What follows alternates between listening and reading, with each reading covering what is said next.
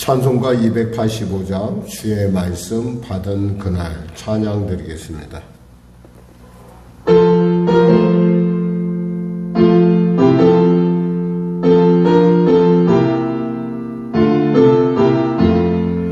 주의 말씀 받은 그날 참 기쁘고 복되도다. 이 기쁜 밤 이겨서 온 세상에 전하노라. 기쁜 날 주 나의 죄 다시 쓴 날 늘 깨어서 기도하고 늘 기쁘게 살아가리. 기쁜 날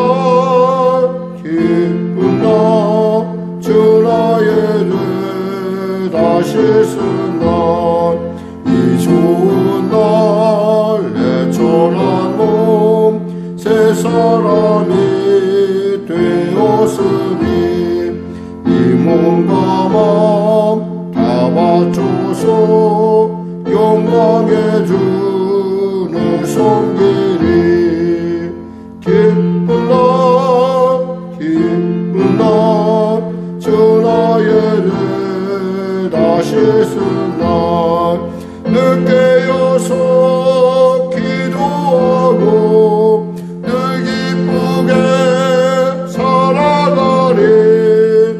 기쁜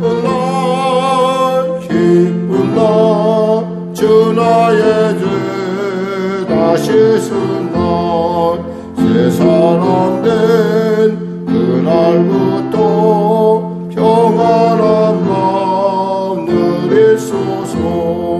이 복된 말 전하는 일 나의 본분 삼았도다. 기쁜 날 주 나의 죄 다시 쓴 날 늘 깨어서 기도하고 늘 기쁘게 살아가리. 기쁜 날 주 나의 죄 다시 쓴 날.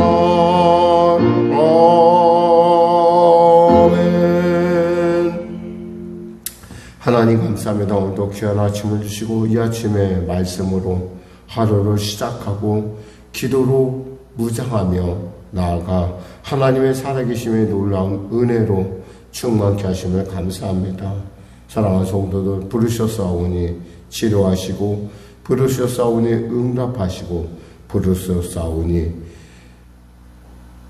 감사하게 하시고 부르셨사오니 생명길로 승리의 길로 복된 길로 성령 충만의 길로 나아가게 하여 주시옵소서.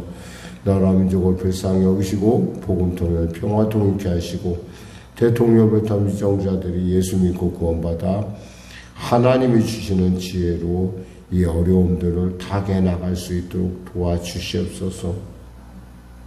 북한의 악한 정권 회개하고 주 앞에 돌아오게 하여 주시고 특별히 성령교회를 축복하여 주시사 은혜를 베풀어 주셔서 위기가 관하여 복이 되게 하시고 그 위기가 피할 길을 내는 그 위기가 능히 감당할 은혜를 받는 귀한 지금 은혜 받는 시간 될 수 있도록 주여 도와주시옵소서.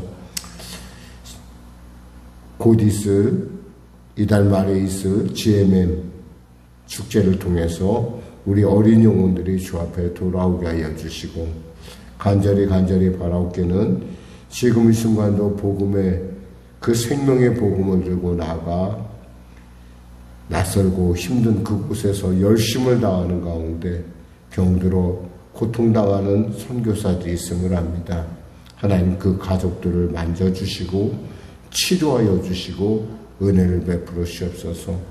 또한 간절히 바라옵기는 이 어려운 시대를 살아가는 우리 사랑하는 성령의 성도들의 삶의 현장 가운데 하나님 축복하시고 은혜 주시고 권능으로 새롭게 하여 주시사 위기가 변하여 복이 되게 하여 주시고 하나님 안에서 그 부족함이 풍성함으로 무능함이 능력으로 변하는 역사 허락하여 주시옵소서. 오늘도 귀한 아침 주심을 감사합니다.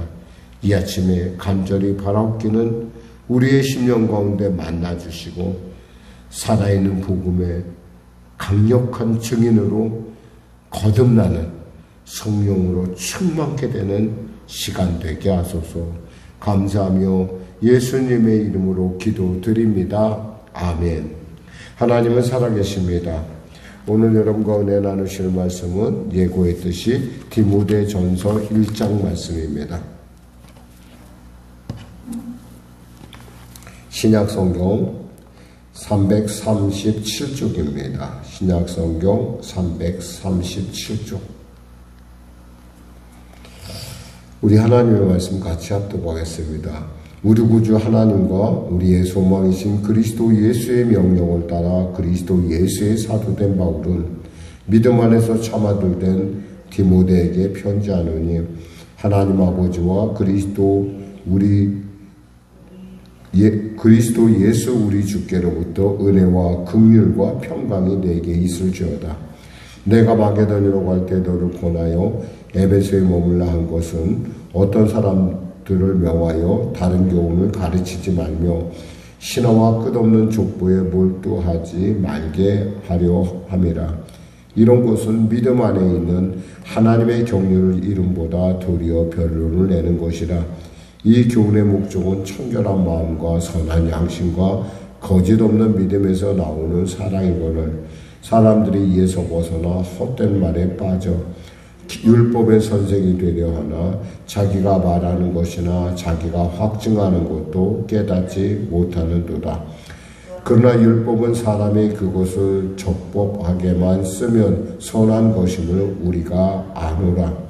알 것은 이것이니 율법은 어느 사람을 위하여 세운 것이 아니요 오직 불법한 자와 복종하지 아니한 자와 경건하지 아니한 자와 죄인과 거룩하지 아니한 자와 망령된 자와 아버지를 죽이는 자와 어머니를 죽이는 자와 살인하는 자며 음행하는 자와 남색하는 자와 인신매매하는 자와 거짓말하는 자와 거짓 맹세하는 자와 기타 바른 교훈을 거스리는 자를 위함이니 이 교훈은 내게 맡기신 바 복되신 하나님의 영광의 복음을 따름이니라. 나를 능하게 하신 그리스도 예수 우리 주께 내가 감사함은 나를 충성되이 여겨 내게 직분을 맡기심이니 내가 전에는 비방자요 박해자요 폭행자였으나 도리어 긍휼을 입은 것은 내가 믿지 아니할 때에 알지 못하고 행하였습니다. 우리 주의 은혜가 그리스도 예수 안에 있는 믿음과 사랑과 함께 넘치도록 풍성하였도다. 밑보다 모든 사람이 받을 만한 이 말이요 그리스도 예수께서 죄인을 구원하시려고 세상에 임하셨다 하였도다. 죄인 중에 내가 괴순이라. 그러나 내가 긍휼을 입은 까닭은 예수 그리스도께서 내게 먼저 일체 오래 참으심을 보이사 후에 주를 믿어 영생을 얻는 자들에게 본이 되게 하려 하심이라. 영원하신 왕 곧 썩지 아니하고 보이지 아니하고 홀로 하나이신 하나님께 존귀와 영광이 영원 무궁하도록 있을지어다. 아멘. 아들 디모데야 내가 내게 이 교훈으로서 명하노니 전에 너를 지도한 예언을 따라 그곳으로 선한 싸움을 싸우며 믿음과 착한 양심을 가지라. 어떤 이들은 이 양심을 버렸고 그 믿음에 관하여는 파선하였느니라. 그 가운데 후메네오와 알렉산더가 있으니 내가 사탄에게 내준 것은 그들로 훈계를 받아 신성을 모독하지 못하게 하려 함이라. 아멘. 사실 디모데 서신서는 사실은 신약에 있는 모든 그 서신서 중에 제일 특히 이제 바울 서신서에 한해서 가장 나중에 쓰여졌다고 이렇게 생각합니다. 그것은 왜냐하면 바울이 1차로 로마에 구금되었다가 1차로 풀려납니다. 풀려났을 때 쓴 것이 바로 이 디모데서라는 것이죠. 그리고 마지막 서신이라는 의미가 갖고 있듯이 이 마지막 서신은 그 무게가 굉장히 좀 무겁죠. 한마디로 해서 유언과 같은 거예요. 유언.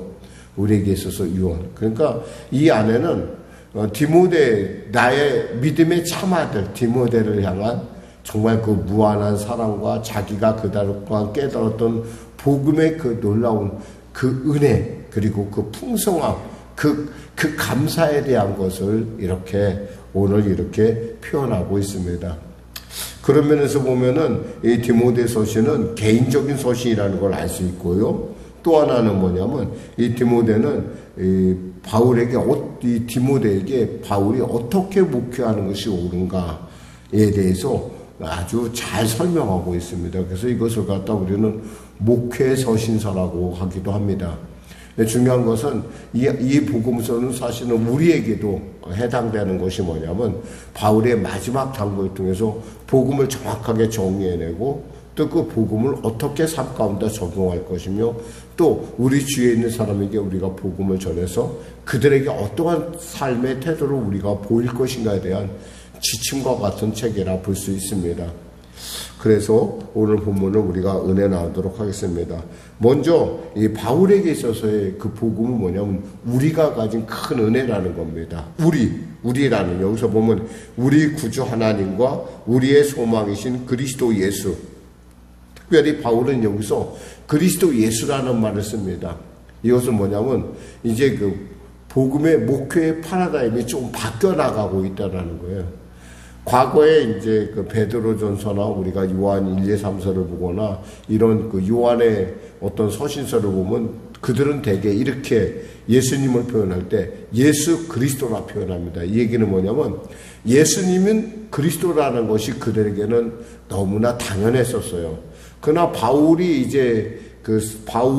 복음을 이제 마지막 정리하는 이 시점에서는 아직도 예수님을 알지 못하는 사람들이 너무 많다는 거예요. 특히 바울은 이방인의 사도로 선택함을 받았잖아요. 그러니까 이방인의 사도로서 그가 만나는 사람들은 예수가 그리스도인지 잘 모른다면 예수님의 인성에 대해서 잘 모르고 그분이 그리스도인 걸 모르기 때문에 그리스도는 예수다라는 것을 지금 이 그리스도 예수라는 이 어순의 변화를 통해서 그의 의도를 우리가 읽을 수가 있습니다. 그러면서 참 아들된 디모데에게 이 편지를 보낸다는 것은 이 편지가 뭐예요? 나의 생각, 그리고 디모데는 나의 정확한 신앙의 계승자라는 얘기예요. 신앙은 우리가 요엘서에도 나눴지만은 신앙은 계승될 때 그것이 의미를 더 갖는다는 거죠. 사실 저 같은 경우는 저는 이제 나중에 예수를 믿은 케이스예요. 그러다 보면은 저에게 있어서의 어떤 그 성경의 어떤 모태신앙자에 비하면, 그러니까 집이 3대, 4대 되는 어떤 믿음의 배경을 가진 사람과 저를 이렇게 제 스스로 이렇게 비교해보면 참 많은 부분에 허점이 많다라는 생각을 해봐요. 그런데 왜냐하면 그만큼 그 생활이나 그 태도를 보고 누구에게 배울 만한 어떤 근거가 없었거든요. 그러니까 저는 예수를 믿고 제 스스로가, 그러니까 마치 우리가 큰아이를 낳으면 큰아이에 대해서 무한한 어떤 기대와 함께 또 뭐냐면 염려가 있는 것처럼 아마 하나님도 저를 굉장히 염려스럽게 보지 않았을까 싶은 생각을 해봅니다. 중요한 것은 이 복음에 대해서 우리가 알 수 있는 것은 이 복음의 그 은혜와 그 긍휼과 평강이 우리의 상상을 초월해서 하나님 앞에서의 감사할 수밖에 없는 그러한 이유가 된다는 겁니다. 그러면서 바울은 이렇게 얘기를 합니다. 이 은혜의 감사함에 대해서 우리 12절 이하에 보면 이렇게 말씀합니다. 나를 능하게 하신 그리스도 예수 우리 주께 내가 감사함은 이렇게 되어 있어요. 사실 바울은 원래는 여기서 고백했다시피 내가 비방자요, 복음의 비방자요, 박해자요, 폭행자였어요. 근데 그때는 알지 못하고 그랬다는 거야. 믿음도 없고 알지도 못했기 때문에 예수님을 핍박하고 예수 믿는 사람을 박해하고 그들을 폭행하는 것이 그에게는 당연한 일이었다는 거죠. 그러니까 모를 때 그는 더욱이 율법에 열심히 있는 사람이었었어요. 그러니까 율법에 열심히 있는 사람으로서 당연히 이단 세력이라고 그 당시에 여겨졌던 예수 믿는 사람들은 반드시 박멸해야 될 그러한 적대의 대상이었다는 거예요. 그런데 그가 다메섹 도상에서 그 밝은 빛 가운데 만난 예수님으로 말미암아 그는 생각이 그 예수님 만남으로 말미암아 그의 먼저 주님이 이렇게 살아계시구나 깨닫고 그 주님에 대해서 바뀌고 또 그 성령으로부터 아라바 광야에서 이렇게 배우고 나서 그는 드디어 이제 이것이 내가 참 잘못됐구나. 그런데 그걸로 끝난 것이 아니라 하나님은 그를 들어서 능력을 주시고 그로 하여금 이방인의 사도로 세워주셨다는 겁니다. 그래서 바울은 이렇게 고백하는 거죠. 14절에 우리 주의 은혜가 그리스도 예수 안에 있는 믿음과 사랑과 함께 넘치도록 풍성하였도다. 내가 생각하기 너무너무 놀라운 일이다. 내가 그렇지 않았으면 그 율법만 쫓아가다가 결국엔 내가 실족돼서 내가 그 지옥으로 떨어질 사람인데 하나님께서 나를 만나주셔서 나를 불쌍히 여기셔서 내게 은혜를 주시고 내게 능력 주셔서 내게 사명 주셔서 나로 하여금 이 자리에 이르겠구나. 그러면서 고백합니다.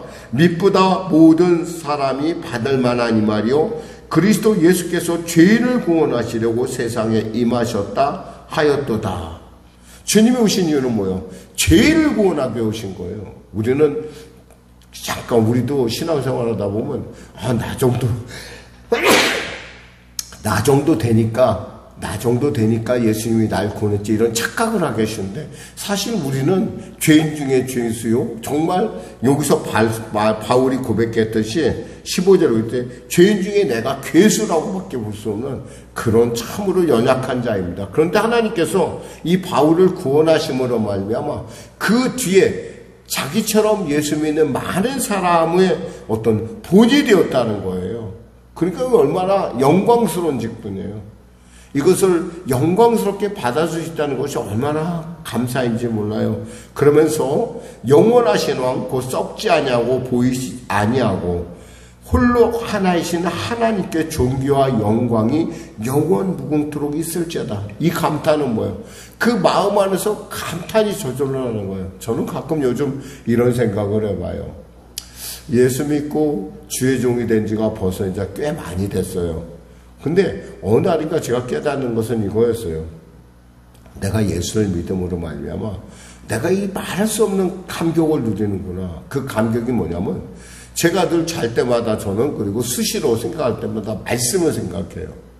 왜냐하면 저는 말씀을 다루는 목사이기 때문에 그러기도 하고 이 말씀이 주시는 은혜가 얼마나 감동적인지 몰라요. 거기다가 또 잘 때도 기도하고 말씀으로 생각하고 자요. 그리고 아침에 일어나서 또 말씀을 전해요. 한마디로 엄청난 은혜를 제가 입고 있구나라는 생각을 요즘 해봅니다. 저는 여러분의 신앙생활 가운데 말씀으로 깨고 말씀으로 생활하고 말씀으로 물론 그러함에도 불구하고 제 자신을 볼 때 문제가 있다는 건 알아요. 늘 언제나 좀 말씀 앞에서 온전하지 못한 제 모습을 보면서 늘 언제나 늘 변해가야 되는 그런 저를 보면서 아직도 저는 멀었구나라는 생각을 하는데 아직도 나는 죄인이구나 생각하는데 그럼에도 불구하고 놀라운 것은 내가 그런 삶에 익숙해 있다는 거예요. 그리고 그것을 떠나서는 살 수 없다는 사실을 알았다는 거예요. 이것이 얼마나 감격인지 몰라요. 그러니까 이런 감격이 있으니까 이 새벽에 늘 언제나 기다려지고 또 저녁에 기도하는 것, 그 사실은 저녁에 기도하는 건 약간 체력에 붙여서 못했었는데 요즘 이제 우리가 교회를 놓고 작정 기도를 하다 보니까 그것도 또 하니까 또 은혜가 있더라고. 얼마나 감사한지 몰라요. 이런 걸 보면서 이 바울의 이 감동, 영원하신 왕 곧 썩지 아니하시고 보이지 아니하고 홀로 하나이신 하나님께 존귀와 영광이 영원 무궁토록 있을지어다라는 이 감동이 이것이 억지로 된 것이 아니라 마음에 솟구치 오르는 감동이라는 거예요. 저는 이 아침에 여러분들의 이러한 말씀에 감동이 있으시길 주님의 이름으로 축원합니다. 그래서 이 새벽에 내가 이 말씀을 받았는데 전에도 받았는데 이 말씀이 내 안에서 살아 움직이네. 이 말씀이 나를 감격해 하고, 이 말씀이 나를 세우고, 이 말씀이 나를 치료하고, 이 말씀이 나를 새롭게 하는구나. 이런 성령의 놀라운 은혜의 역사가, 말씀을 살리시는 성령의 기름 부음이 여러분에게 나타나시기를 주님의 이름으로 축원합니다. 기도하겠습니다. 하나님 아버지 감사합니다. 말씀을 전했습니다. 사랑하는 귀한 성도들, 이와 같이 이 새벽에 말씀으로 그의 영의 굶주림을 채웁니다. 하나님, 그 영이 살찌어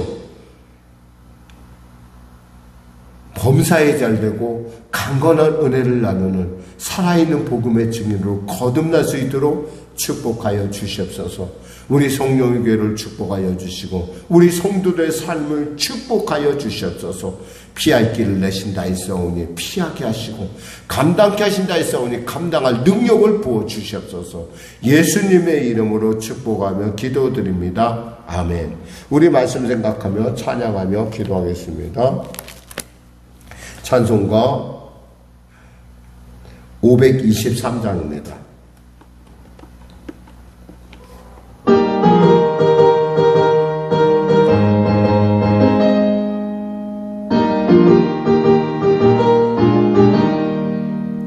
모든 죄악길에서 목자 없는 양같이 모든 사람 길 찾아 헤맨다. 자비하신 하나님 독생자를 보내사 너를 지금 부르니 나오라. 이때라 주의 긍휼 받을 때가 이때라. 지금 주께 나와 겸손하게 아뢰라. 구원함을 얻으리. 험한 십자가 위에 달려 돌아가신 주 다시 살아나셨네. 기쁘다. 죄인 구원하실 때 어서 주께 나와 크신 은혜 구하라. 이때라 주의 긍휼 받을 때가 이때라. 지금 주께 나와 겸손하게 아뢰라. 구원함을 얻으리. 주의 귀한 말씀에 영원 생명이 있나니 주님 너를 용서해 주신다. 주가 부르실 때에 힘과 정성 다하여 주의 은혜 받으라. 이때라 주의 긍휼 받을 때가 이때라. 지금 주께 나와 겸손하게 아뢰라. 구원함을 얻으리. 세월 빨리 흐르고 세상 친구가 하는데 너의 영혼 오늘 밤 떠나도 주의 구원 받으면 천국에서 영원히 주 살리라. 이때라 주의 긍휼 받을 때가 이때라. 지금 주께 나와 겸손하게 아뢰라. 구원함을 얻으리.